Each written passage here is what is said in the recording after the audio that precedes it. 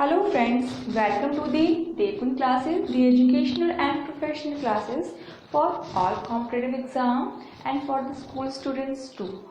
NCERT का reference है, सारे पॉइंट्स एनसीईआरटी के इंक्लूडेड हैं। तो गवर्नमेंट एग्जाम की तैयारी करने वाले कैंडिडेट्स हों या स्कूल स्टूडेंट्स हों, सभी के लिए वीडियो बहुत ज़्यादा इंपॉर्टेंट होने वाली है। आज हम लोग क्लास 8 का चैप्टर 2 करने वाले हैं, जिसका नाम है माइक्रो ऑर्गेनिज्म, फ्रेंड एंड फोए। आज इस चैप्टर में हम पढ़ेंगे कि जो माइक्रो ऑर्गेनिज्म हैं वो हमारे फ्रेंड हैं और फोए हैं, दोनों कैसे हो सकते हैं। ठीक है, तो चलिए स्टार्ट कर लेते हैं अपने इस चैप्टर को। हम लोगों ने पढ़ा था कि जो माइक्रोब्स हैं हमारे लिए इम्पॉर्टेंट कैसे हैं। आज हम पढ़ने वाले हैं हार्मफुल माइक्रो ऑर्गेनिज्म, उनसे होने वाले डिजीजेस ह्यूमन में हो, एनिमल्स में हो या प्लांट्स में हो, और उनसे बचने के लिए कुछ प्रिकॉशंस पढ़ेंगे हम। चलिए स्टार्ट करते हैं।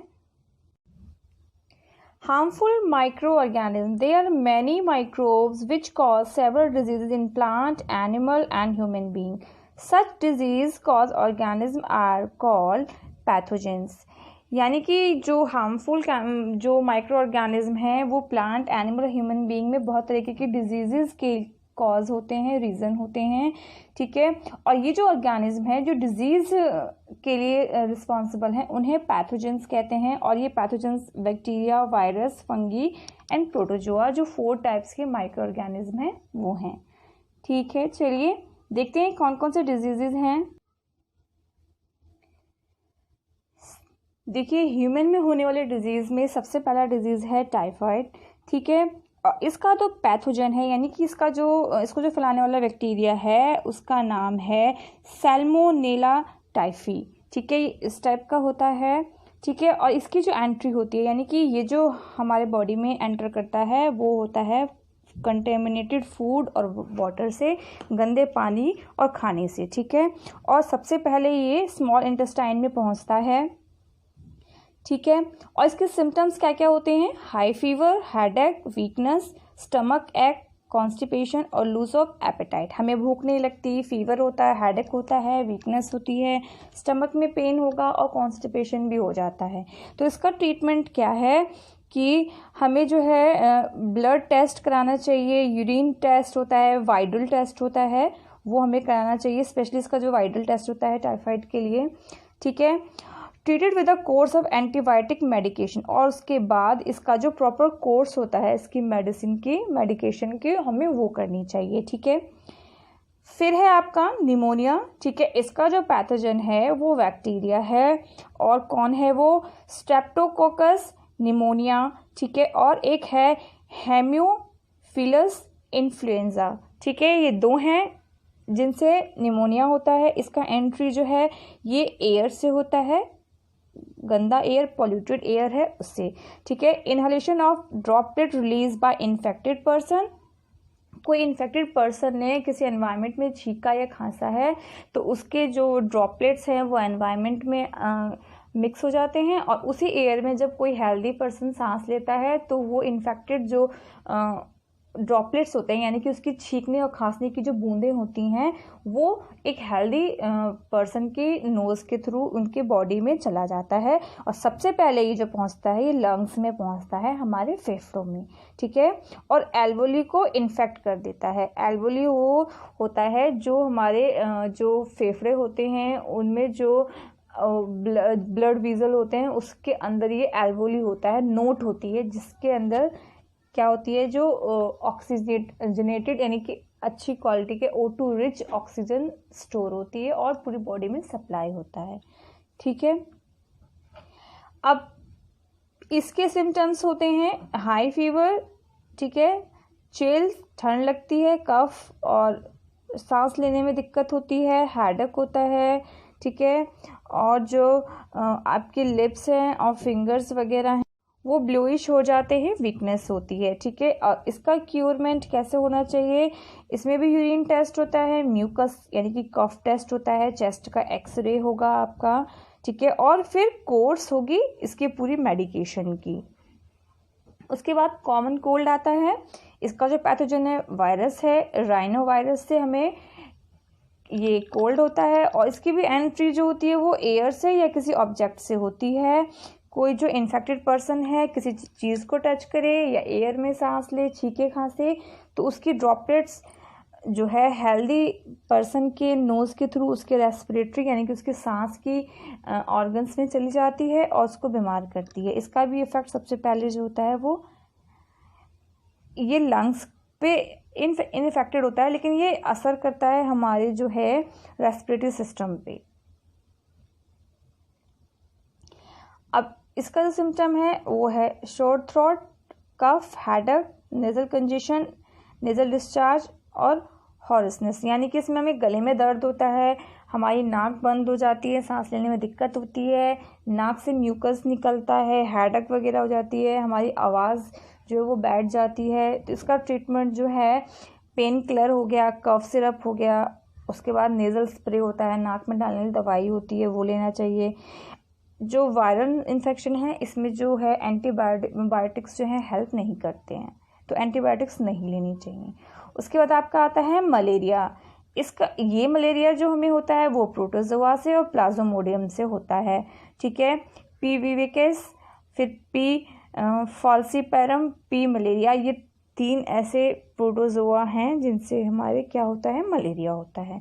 इसका एंट्री पॉइंट है, हम सभी जानते हैं मलेरिया हमें मच्छर के काटने से होता है, और मच्छर जो होती है वो फीमेल मच्छर होती है जिनको हम एनोफ्लीज बोलते हैं। एनोफ्लीज मच्छर से, फीमेल मच्छर से हमें होता है, ठीक है।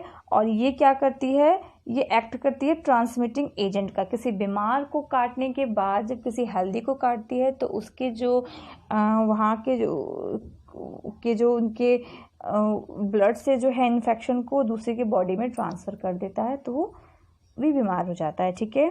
इसमें जो है आरबीसी जो है रप्चर हो जाता है, यानी कि जो हमारे ब्लड के जो ये आरबीसी है, आरबीसी आर रप्चर्ड का मीन्स होता है कि ये जो है हमारे रेड ब्लड सेल्स को जो है ना ब्रेक कर देते हैं और इसके सीटोप्लाज्म इसके शेल में चेंज कर देते हैं, जिससे कि ब्लड जो इन्फेक्टेड हो जाता है और इसकी वजह से जो है ब्लड की कमी, एनीमिया जैसी चीज़ें होती हैं और जो है इन्फेक्टेड ब्लड हो जाता है जो मलेरिया का कॉज होता है, ठीक है। इसका जो सिम्टम है उसमें हाई फीवर हो जाता है, ठंड लगती है, हेडेक होता है, बॉडी पेन होता है, नोजिया यानी कि एक चक्कर टाइप का, वॉमिटिंग, उल्टी सी भी आती है, ठीक है। तो इसका ट्रीटमेंट जो है इसमें ब्लड टेस्ट कराया जाता है और लीवर टेस्ट कराया जाता है, ठीक है। और एंटी मलेरिया ड्रग्स से इसका ट्रीटमेंट होता है, यानी कि एंटी मलेरिया ड्रग्स प्रोवाइड किए जाते हैं। अब देखिए फिर आता है कॉलरा, ठीक है। इसका जो पैथोजन है वो बैक्टीरिया है, यानी कि बैक्टीरिया से होता है और इसका जो नाम है वो है वाइब्रो कॉलरा, ठीक है। ये आपका बैक्टीरिया है। इसकी जो एंट्री होती है वो गंदे पानी और खाने से होती है और जो है ये जो बैक्टीरिया है वो जो है टॉक्सिक रिलीज करते हैं स्टमक के अंदर, ठीक है। इसका जो सिम्टम है वो वाटरी डायरिया हो जाता है, यानी कि हमें जो है लूज मोशन हो जाते हैं, वॉमिटिंग होता है, डिहाइड्रेशन यानी कि पानी की कमी हो जाती है, कमजोरी है, मसल्स क्रैम्प यानी कि हमारी मांसपेशियों में खिंचाव, दर्द होता है, थर्स्ट गला सूखने लगता है, ठीक है। और इसका जो ट्रीटमेंट है वो है oral intravenous solution to compensate for dehydration. Oral solutions provide किए जाते हैं ताकि डिहाइड्रेशन यानी कि पानी की कमी को ख़त्म किया जाए, जैसे कि ORS वगैरह होते हैं ना, वो दिया जाता है। और ठीक है, extreme cause can be treated with antibiotic medication. अगर हालत सीरियस हो जाती है तो फिर मेडिकेशन की ज़रूरत होती है, ठीक है। अब आया मीजल्स, ठीक है। इसका जो पैथोजन है वो वायरस है और जिसका नाम है पैरामाइक्सोवायरस, ठीक है। और इसकी जो एंट्री होती है transmitted through droplet from knows, throat, mouth, ठीक है। ये जो एंटर करता है ये नाक, मुंह और गले से करता है और हाईली इन्फेक्शियस होता है। ये बहुत ज़्यादा ही इन्फेक्शियस होता है, खतरनाक होता है, फैलने वाला होता है। Children are the more prone to infectious. सबसे ज़्यादा जो इफेक्ट करता है ये करता है चाइल्ड को, चिल्ड्रंस में। इसका जो सिम्टम है ड्राई कफ, सूखी जो खांसी होती है वो हो जाता है, आंखों से पानी आना, स्नीजिंग यानी कि छींकना, माइल्ड फीवर, हल्की सी सर्दी होती है। इसका जो ट्रीटमेंट है, उसका जो मेडिकेशन है वो कफ सिरप है, पैरासीटामोल और विटामिन ए के सप्लीमेंट्स हैं। ठीक है। एंटीबायोटिक्स जो है वो इफ़ेक्ट नहीं करेगा, क्योंकि मैंने अभी बताया कि जो वायरल होता है, जो वायरस से होने वाले इन्फेक्शंस होते हैं, उस पर एंटीबायोटिक्स वर्क नहीं करते, ठीक है। चिकन पॉक्स को भी आप लोग अच्छे से जानते हैं, इसका जो पैथोजन है वो वायरस है, ठीक है, और इसका नाम है वेरिसीला, ठीक है। इसकी जो एंट्री होती है वो होती है transmitted through the droplet from sneeze, cough और कॉन्टैक्ट। ये भी खांसने, छींकने और टच से फैलता है, और ये हाईली इन्फेक्शियस होता है as long as rashes exist, और ये तब तक खतरनाक होता है जब तक हमारी बॉडी पे रैशेज होते हैं। आप लोगों ने सुना होगा ना, हमारी बॉडी पे जो छोटे दाने निकल जाते हैं, जिसे हम चेचक या माता भी कहते हैं, तो चिकन पॉक्स वही है, हमारी बॉडी पे दाने हो जाते हैं। तो इसका जो सिम्टम है इची रैशेज होना, फीवर हो जाता है, लॉस ऑफ एपेटाइट, भूख नहीं लगती है, हेडेक, कफ भी होता है, और गला भी श्योर हो जाता है, खट्टा हो जाता है, कड़वा कड़वा खट्टा सा महसूस होने लग जाता है। इसका जो ट्रीटमेंट है एंटीवायरल ड्रग्स होते हैं, ठीक है। एंटीबायोटिक यूज़ नहीं होगा क्योंकि वायरस से होने वाला डिजीज़ है। अब देखिए हमें इन डिजीज़ से बचने के लिए क्या क्या प्रिकॉशंस लेनी चाहिए। तो सबसे पहला है मेंटेन पर्सनल क्लीनलीनेस, साफ़ सफाई का ध्यान रखिए, साफ़ पानी पीजिए, ठीक है। सब्ज़ी फलों को यूज़ करने से पहले करिए, ठीक है। और जो हमारा एक्सक्रीटा है, यानी कि वेस्ट है, जब हमने बॉडी से आउट करते हैं, उसका डिस्पोजल प्रॉपर होना चाहिए, ठीक है। पानी को कहीं हमने घरों में रुकने नहीं देना चाहिए, ये बहुत बड़ा कॉज होता है मच्छरों का, जो मलेरिया का कॉज हो सकता है। मॉस्किटो रेपेलेंट्स यूज़ करना चाहिए, मच्छरों से बचने के लिए हमें जो है स्प्रे वगैरह का, क्रीम वगैरह का यूज़ करना चाहिए। स्प्रे इंसाइड्स इन ड्रेनेज एरिया, जो ड्रेनेज वगैरह होती हैं, नालियाँ वगैरह, उसमें हमें इंसेक्टिसाइड्स का स्प्रे करना चाहिए ताकि मच्छर ना हो, ठीक है। अब देखिए, अब हम पढ़ लेते हैं एनिमल्स में होने वाले डिजीज़। तो सबसे पहले आता है एंथ्रेक्स, और इसका पैथोजन बैक्टीरिया है जिसका नाम है वेसिल्स एंथ्रेसिस, ठीक है। इसकी एंट्री जो है बहुत ज़्यादा कॉमन होती है फार्म्स के जो एनिमल्स होते हैं, जो कैटल्स हम लोग पालते हैं उनमें, और ये ट्रांसमिट होता है कांटेक्ट से, इनहेलिंग से, इंजेस्टिंग द पैथोजन से। ये लोग जो खाना खाते हैं वो हम सब जानते हैं, वो प्लांट्स वगैरह खाते हैं, और उनके अंदर जो है जर्म्स का या बैक्टीरिया का जाने का बहुत ज़्यादा चांसेस होता है, जिसकी वजह से इनको डिजीज़ होते हैं, ठीक है। और इसका जो कोई प्रोमिनेंट सिम्टम नहीं देखा गया है, इसमें जो है स्वॉलो अफेक्टेड एरिया, जिस एरिया में इस बैक्टीरिया का इफेक्ट होता है वो एरिया जो है ना, उसमें स्वेलिंग आ जाती है, ठीक है। ब्लीडिंग होने लगती है, मतलब वो एरिया खुल जाता है, वहाँ से ब्लीडिंग होने लगती है, सांस लेने में दिक्कत होती है, फीवर भी हो जाता है, और जो है कई बार ये डेथ का भी कॉज हो जाता है। फॉर एग्जांपल इस जगह पर इफेक्ट किया है उस बैक्टीरिया ने, तो क्या होगा, यहाँ से जो है स्किन खुल जाएगी, यहाँ से ब्लड आने लग जाएगा और एरिया फूल जाएगा। इसका जो ट्रीटमेंट है प्रॉपर मेडिकेशन होता है, और शुरुआत में ही होता है, और इसके लिए भी इफ़ेक्टिव वैक्सीनेशंस आते हैं जो हमें इन एनिमल्स को प्रोवाइड करने चाहिए। उसके बाद आता है फुट एंड माउथ डिजीज़। इसका पैथोजन वायरस है, और ये 7 टाइप्स के होते हैं, इसके जो वायरस फैलाने वाले।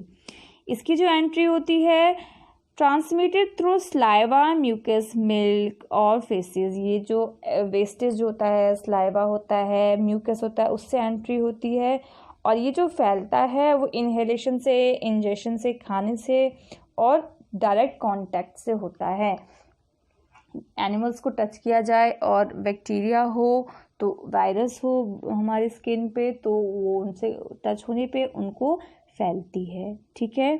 ये स्पेशली एनिमल्स के लिए बनी है, तो ये एनिमल्स की बॉडी पे ही जाके एक्टिव होती है, ठीक है। Common in pigs and sheep, ये शीप और पिग्स में देखा जाता है मेनली।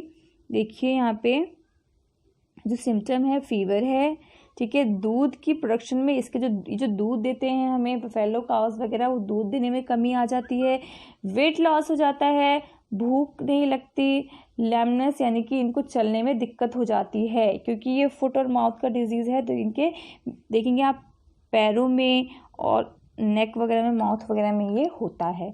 इसका जो ट्रीटमेंट है प्रॉपर मेडिकेशन है, अर्ली स्टेज पे वैक्सीनेशन देना चाहिए ताकि ये जो है प्रिवेंट हो फ्यूचर में इन पैथोजन के इफ़ेक्ट से, अटैक से बचें, ठीक है। उसके बाद आता है ब्लैक क्वार्टर, इसका पैथोजन बैक्टीरिया है। बैक्टीरिया अगर सिंगल है तो उसको बैक्टीरियम बोला जाता है और उसका नाम है क्लोस्ट्रीडियम चावोई, ठीक है। इसका नाम है क्लोस्ट्रीडियम चावोई, ठीक है, ठीक है। इसका जो एंट्री पॉइंट है वो है मिट्टी और खाना।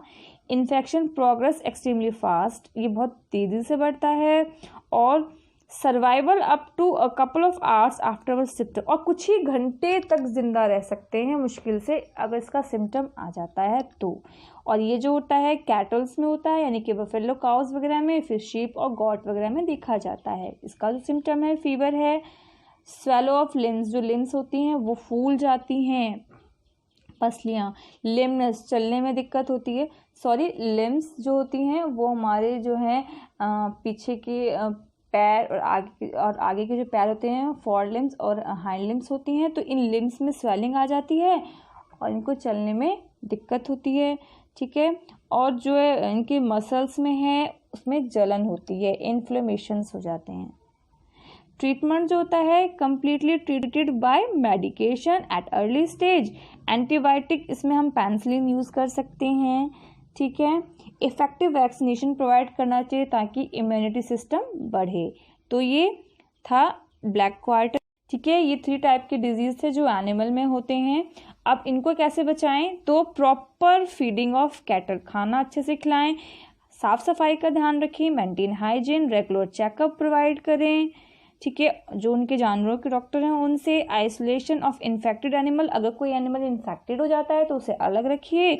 टाइमली वैक्सीनेशन प्रोवाइड करिए एनिमल्स को ताकि फ्यूचर में इफेक्ट होने से बचें, ठीक है। साफ सफाई ध्यान रखिए, रेगुलर चेकअप कराइए, आइसोलेशन, सॉरी ये रिपीट हो गया।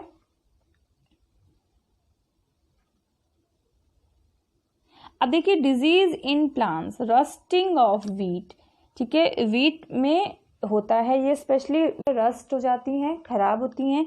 इसका जो पैथोजन है वो है आपका प्यूसिनिया रस्ट फंगस, ठीक है, जो क्या करता है आपका ब्लैक रस्टिंग करता है। और इसमें जो है 3 टाइप्स के होते हैं। पहला है प्यूसिनिया ट्रिटिसिना जो ब्लैक रस्ट करता है, फिर आपका है रिकॉन्डिटा जो ब्राउन रस्टिंग करता है, फिर है आपका स्ट्रीफॉर्मिस जो येलो रस्टिंग करता है। एक चीज़ मैं आपको बता दूं कि मैं यहाँ पे जो है आपको ये चीज़ें डीपली करा रही हूँ। आपके एनसीईआरटी के रेफरेंस से अगर देखा जाए तो सिर्फ डिजीज़ के नाम बताए गए हैं कि कौन कौन से डिजीज़ होते हैं प्लांट में और किस प्लांट में होते हैं। जैसे कि रस्टिंग ऑफ व्हीट है तो वो व्हीट के अंदर होगा। तो मैं आपको इसलिए थोड़ा डिटेल में करा रही हूँ ताकि आपको अच्छे से समझ में आ जाए, अदरवाइज एनसीईआरटी के रेफरेंस से ये बहुत ज़्यादा एक्स्ट्रा नॉलेज हो गई, ठीक है। तो ये ब्राउन रस्टिंग भी करता है, ब्लैक भी करता है, येलो भी करता है, अकॉर्डिंग टू कि किस तरीके का फंगस हमारी बॉडी में एंटर किया हुआ है। इसकी एंट्री जो होती है सॉइल से होती है और जो इन्फेक्शियस स्पोर्स होते हैं, जो स्पोर्स जो पार्ट पहले से ही इन्फेक्शियस हो चुके हैं उन्हीं से एंटर करते हैं और हमें और जो व्हीट है उसको कम्प्लीटली रस्ट कर देते हैं। सिम्टम है जो small elevated structure on leaf blade, आप इसकी लीफ पे पत्तियों पे देखेंगे कि पत्तियों का जो है शेप थोड़ा सा उठ गया है, थोड़ा सा उसमें फुलावट आ गई है, पैचेस हो जाते हैं, ठीक है। उसके अलावा जो है यही स्ट्रक्चर जो है स्टेम्स में भी हो जाता है, स्टेम्स में, इसके तनों में भी ऐसा ही स्ट्रक्चर होता है जैसे कि लीफ में होता है, ठीक है। इसका जो ट्रीटमेंट है वो फंगीसाइड्स का यूज़ किया जाता है ताकि इसको हम बचा सकें। फिर होता है लेट ब्लाइट ऑफ पोटैटो, ये जो है पोटैटो के अंदर देखा जाता है। इसका भी फंगस है और ये जो होता है वो होता है फाइटोफिथोरा इन्फेस्टेंस बैक्टीरिया से। इसकी एंट्री जो है infectious spores transmitted by water and wind, ये जो है पानी और हवा से होता है, जो इसके किसी पार्ट को जो है इन्फेक्टेड कर देता है और उसके स्पोर से एंट्री कर लेता है, ठीक है। वेट और ह्यूमिड कंडीशन भी इसके इन्फेक्शन को बढ़ाता है। अगर एटमॉस्फेयर में ह्यूमिडिटी है यानी कि नमी है तो इनके ख़राब होने के चांसेस ज़्यादा होते हैं और ये स्पेशली पोटैटो और टोमेटो में होता है। सिम्टम जो है, जो पोटैटो के लीफ है वो जो होते हैं लेसेंस हो जाते हैं यानी कि मुड़ जाते हैं, सिकुड़ जाते हैं, ठीक है। Reddish brown discolouration of potato tuber, और जो इनके जो स्टेम्स होती हैं, ट्यूब्स होती हैं, वो जो है ब्राउन कलर के हो जाते हैं, कलर फेडेड हो जाता है, ठीक है। और इसके जो स्टेम्स हैं उसकी भी जो है, उसके ऊपर भी जो है ब्राउन कलर के ना उसके जो है लेयर बन जाती है, एक जैसे कि ड्राई टाइप की लेयर बन जाती है, ठीक है। इसका जो ट्रीटमेंट है वो भी फंगीसाइड दिया जाना चाहिए और टाइम से, ताकि ये फैले ना, ठीक है। उसके बाद आता है आपका सिट्रस कैंकर। इसका पैथोजन जो है बैक्टीरिया है, ज़ैनोथोमनस और एक्सोनोपोडिस, ठीक है। और इसकी जो एंट्री होती है वो स्टोमेटा से और वाउंड ऑन लीव्स से होती है। इसकी एंट्री जो लीव्स होती है ना, लीव्स में स्टोमेटा होता है ना, स्टोमेटा से ये एंटर करते हैं, ठीक है।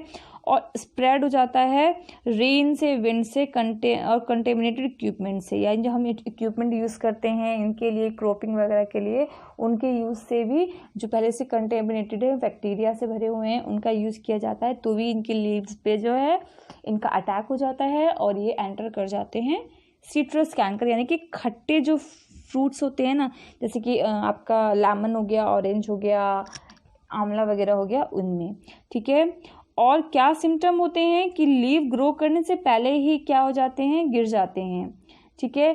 लीव्स जो है वो मुड़ जाती हैं, स्टेम्स और फ्रूट भी सिकुड़ जाते हैं, ठीक है। और बिना पके ही फल जो है अपने प्लांट से गिरने लग जाते हैं, ठीक है। ट्रीटमेंट कोई स्पेसिफिक नहीं है अभी तक, ठीक है।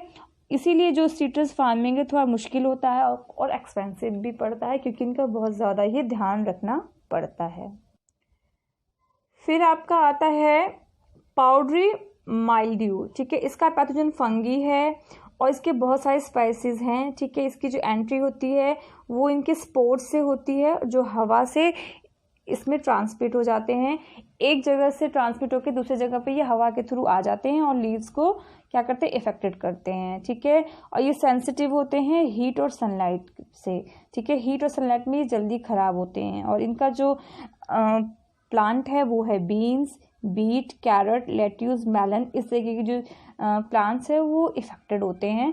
इस पे जो आप देखेंगे लीव्स के ऊपर जो है वाइट पाउडर जैसा लेयर बन जाता है और लीव्स जो है वो कर्ली हो जाती हैं, मुड़ जाती हैं, ठीक है। और जो है अपीयरेंस भी इसका एकदम ड्राई और सूखा सा हो जाता है, कलर उड़ जाता है, पैचेस बन जाते हैं। इसका जो ट्रीटमेंट है वो फंगीसाइड्स है, ऑयल और सल्फर वगैरह का हम ट्रीटमेंट कर सकते हैं इसके लीव्स के ऊपर, ठीक है। अब फूड पॉइजनिंग क्या है? Food can be poison by microbes. Microbes produce toxic substance and thus poison spoil the food. Consuming spoil food can make, हमारा खाना अगर खुला रहता है तो क्या होता है, उसमें माइक्रोब्स ग्रो कर जाते हैं एनवायरनमेंट से, और फिर हम जब उस फूड को खाते हैं तो हम बीमार होते हैं, क्योंकि वो माइक्रोब्स जो हैं हमारे खाने पे कुछ टॉक्सिक, कुछ जहरीले चीज़ों को ग्रो कर देते हैं, ठीक है, जिससे खाना ख़राब हो जाता है और उस खाने को हम यूज़ करते हैं तो हम बीमार हो जाते हैं, ठीक है। Microbes just don't attack any food item. They need a suitable environment to grow and survive. Only then they can release toxic substance and thus spoil the food. और माइक्रोब्स जो फूड को ख़राब करते हैं उसके लिए उसे एनवायरनमेंट चाहिए, वो ऐसे नहीं कर सकते, उस एनवायरनमेंट मिलेगा तभी कर पाएंगे। और वो एनवायरनमेंट क्या है कि एनवायरनमेंट में मॉइस्चर यानी कि नमी होनी चाहिए और गर्मी होनी चाहिए, उस मौसम में ये जल्दी ख़राब होते हैं। तो हमें क्या करना चाहिए इनको प्रोटेक्ट करने के लिए? देखिए, food preservation techniques, there are various techniques of food preservation like using chemical, salt, vinegar, sugar, oil. हम सॉल्ट का, केमिकल का, विनेगर और शुगर ऑयल्स वगैरह का यूज़ कर सकते हैं, साथ में हीट और कोल्ड ट्रीटमेंट का भी यूज़ कर सकते हैं टू प्रिजर्व फूड, खाने को बचाने के लिए, ठीक है। अब देखिए केमिकल मेथड्स कौन कौन से हैं। सबसे पहला है सोडियम बेंजोएट, ठीक है। Fruit juice, syrup, jam, jelly वगैरह इस मेथड से हम सेव कर पाते हैं, इनमें इनका अमाउंट मिक्स करने से ये ख़राब नहीं होते। फिर होता है सोडियम मेटाविसल्फेट, ठीक है। सोडियम मेटाविसल्फेट जो होता है वो ड्राई फ्रूट्स होती हैं, वेजिटेबल्स होते हैं, सिरप्स होते हैं, उनको प्रिजर्व करता है। फिर आपका एसिटिक एसिड यानी कि विनेगर, ये आपका अचार, सॉस, केचप वगैरह को सेव करता है। और फिर सोडियम क्लोराइड यानी कि नमक जो है फिश, रॉ मैंगो, मीट, आंवला, इनको सेव करता है, ठीक। Should be stored in proper sealed pack. Seal pack करके भी हम क्या कर सकते हैं, खाने को स्पॉइल होने से बचाते हैं। ठीक है, microbes need moisture, air etcetera for growth, और इन सील पैक्ड कंटेनर्स में इन्हें हवा और नमी नहीं मिल पाती है, जिससे वो ग्रो नहीं कर पाते हैं। ठीक है, oil, pH is such that spoilage bacteria can't survive, fried food और पिकल्स। ऑयल्स वगैरह जो हैं वो हम अगर कुछ चीज़ें फूड ऐसे होता है उसको फ्राई कर दिया जाए तो वो ख़राब नहीं होते। अचार भी है जिसमें तेल मिक्स कर दिया जाए तो ख़राब नहीं होते। क्यों? क्योंकि जो उनका pH लेवल है उसको जो है वो मॉडिफाई कर देते हैं, जिससे कि वो एनवायरनमेंट में जो माइक्रोब्स हैं वो इनमें जो है रिएक्शन नहीं कर पाते। शुगर का यूज़ करके भी हम जो है अपने फूड को प्रिजर्व करते हैं, क्योंकि शुगर जो है वो खाने में जो है मॉइस्चर को कम करता है, और इससे जो हम सेव करते हैं वो है जैम, जेली, स्क्वैश वगैरह। ठीक है, हीट एंड कोल्ड से हम प्रिजर्वेशन कैसे कर सकते हैं? हम सभी जानते हैं, हमारे घरों में सबसे बड़ा एग्जांपल है मिल्क का। हम अगर दूध को गर्म कर दें तो आप देखेंगे कि उसके बैक्टीरिया ख़त्म हो जाते हैं और जो है दूध खराब नहीं होता। ठीक है, food item can be heated to destroy microorganisms that can otherwise spoil the food. An example of heat treatment is sterilization. Sterilization एक ऐसा ही example है, ये क्या है, in which food is heated to a high temperature for a sufficient time. In this method both the container and content are sterilized. यानी sterilise हो जाते हैं, यानी कि वो जर्म्स फ्री हो जाते हैं, क्योंकि उसको एक पर्टिकुलर टेम्परेचर पे हम गर्म कर देते हैं। ठीक है, for example feeding bottle of babies are sterilise to keep it free from germs. हम बच्चों को बॉटल में दूध पिलाते हैं तो उस बॉटल को हम पानी में क्यों उबालते हैं? क्योंकि पानी में उबालने से वो स्टेरलाइज हो जाते हैं। ठीक है, not only heat, cold also temperature prevent growth of spoils bacteria. अब ठंडक भी एक ऐसा टेम्परेचर है जो खाने को ख़राब होने से बचाता है। इसीलिए जो ब्रेड वगैरह होते हैं, जो खाने की चीज़ें होती हैं, हम फ्रिज में रखते हैं, क्योंकि फ्रिज में जो है बहुत ज़्यादा ठंडक होने की वजह से बैक्टीरिया ग्रो नहीं कर पाते हैं और उन्हें वो टेम्परेचर नहीं मिल पाता, इसलिए खाना जो है ख़राब नहीं होता। इसीलिए सर्दियों के मौसम में आप देखेंगे कि खाना ख़राब नहीं होता, क्योंकि ठंडक टेम्परेचर होता है। Pasteurization is a technique that make use of heat and cold treatment to preserve food item. In this process, milk is heated to about 70 degree to 15-30 second and then suddenly chilled and stored. ठीक है, अब आपने pasteurization का नाम सुना है, आपने डिब्बे में पैक दूध का नाम सुना होगा। उस दूध को हम जो पैक करते हैं वो पैस्चराइजेशन टेक्निक से ही करते हैं। क्या करते हैं, 70 डिग्री सेल्सियस पे दूध को 15 से 30 सेकंड तक हम गर्म कर देते हैं और फिर उसको ठंडा करके हम इन डिब्बों में पैक कर देते हैं। ठीक है, जिससे कि दूध जो है स्पॉयल नहीं होता, और ये डिस्कवर किया गया है लुईस पास्चर ने। ठीक है, और इस टेक्निक से जो है पैथोजन डिस्ट्रॉय हो जाते हैं मिल्क के, और जो उसका स्पॉइल करने वाले जो जर्म्स है वो ख़त्म हो जाते हैं, जिससे कि दूध है वो सेफ हो जाता है, वो ख़राब नहीं होता।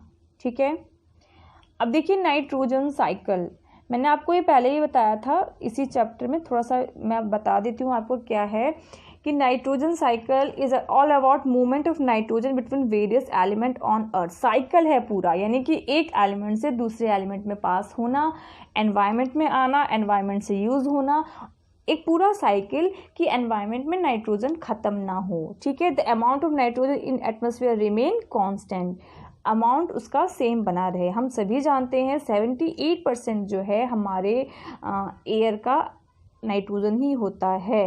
ठीक है, तो नाइट्रोजन हमारे लिए बहुत ज़्यादा इम्पॉर्टेंट है। Nitrogen is fixed into the soil.